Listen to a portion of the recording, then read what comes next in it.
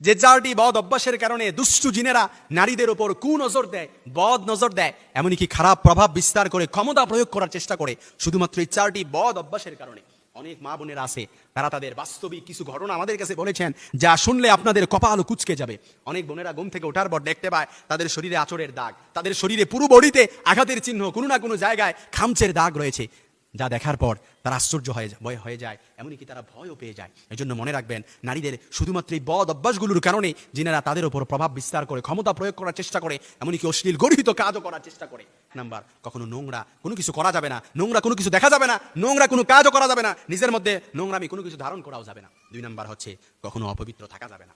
অপবিত্র থাকছেন, অপবিত্র ঘুমাতে গেছেন, দেখবেন রাত্রিবেলা আপনার উপর জিনে আসর করছে, আপনার পুরো শরীরে কোনো না কোনো জায়গায় শরীরের মধ্যে দাগ আছে, খামচের দাগ আছে। 3 নাম্বার হচ্ছে, কোনোভাবেই উদাসীন চলাফেরা করা যাবে না।